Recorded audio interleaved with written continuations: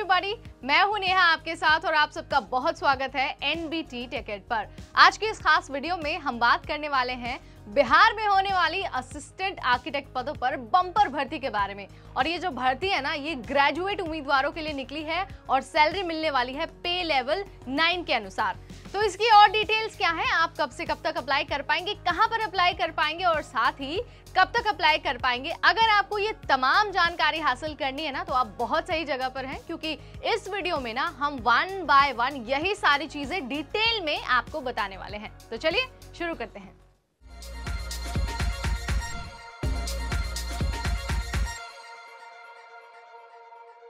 तो अगर आप बिहार में होने वाली असिस्टेंट आर्किटेक्ट पदों पर अप्लाई करना चाहते हैं ना, तो आपको कुछ भी नहीं करना है। एक वेबसाइट बस दी हुई है, उस पर लगातार आपको नजर बनाए रखना है और साथ ही जैसे ही लिंक एक्टिव होगा आपको जाकर फटाफट अप्लाई कर देना है। वेबसाइट है bpsc.bih.nic.in। लिंक आपके लिए 21 फरवरी से एक्टिव कर दिया जाएगा और आप 11 मार्च तक अपना एप्लीकेशन फॉर्म भर पाएंगे। आपको ये याद रखना है कि आखिरी तारीख यानी 11 मार्च के बाद आप अप्लाई नहीं कर पाएंगे।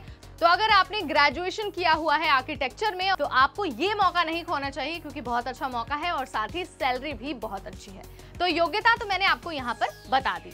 अब हम आपको ये बता देते हैं कि एज लिमिट क्या होनी चाहिए, क्योंकि आपको पता ही है सरकारी नौकरी के लिए योग्यता के साथ साथ जो उम्र सीमा है ना, वो भी उतनी ही जरूरी होती है। तो इस भर्ती के लिए ना, यानी कि असिस्टेंट आर्किटेक्ट के लिए जो मिनिमम एज लिमिट है वो 21 साल रखी गई है, यानी कि जो कैंडिडेट अप्लाई कर रहा है ना, वो 21 साल से कम का नहीं होना चाहिए। वहीं जो मैक्सिमम एज है वो 37 ईयर्स रखी गई है, यानी कि अधिकतम उम्र 37 साल है। इससे ज्यादा उम्र उम्मीदवार की नहीं होनी चाहिए।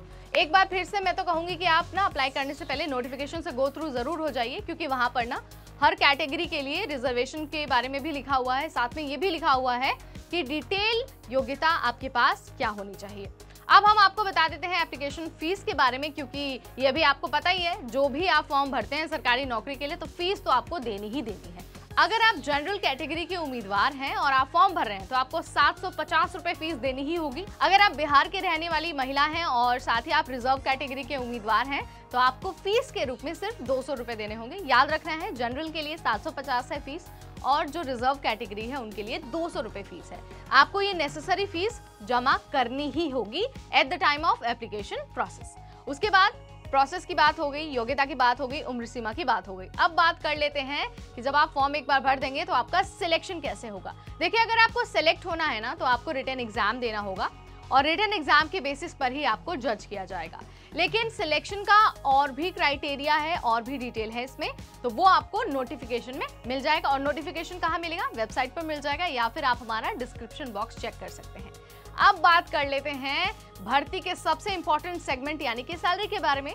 तो अगर आप असिस्टेंट आर्किटेक्ट पदों पर सिलेक्ट हो जाते हैं, तो आपको लेवल 9 के अनुसार सैलरी मिलेगी और आपको सारी सुविधाएं तो मिलने ही वाली है। तो ये बहुत अच्छी भर्ती बिहार पब्लिक सर्विस कमीशन आपके लिए लेकर आया है। अगर आपने ग्रेजुएशन किया है आर्किटेक्चर में, तो आपको 21 फरवरी का इंतजार करना है और जैसे ही लिंक एक्टिव हो वेबसाइट पर जाकर आपको अपना फॉर्म सबमिट कर देना है। So it's all about BPSC assistant architect recruitment. अगर आपका कोई सवाल है या फिर आपके मन में कोई और शंका है, तो let me know in the comment section. आपको हम फिर से बता देते हैं, अप्लाई करने से पहले please go through the notification, ताकि आपको सारी डिटेल एक साथ एक ही जगह पर मिल जाए। अगर आपको ऐसी वीडियोस और देखनी है, तो जाने से पहले चैनल सब्सक्राइब कर दीजिए और साथ ही बेल आइकॉन भी प्रेस कर दीजिए।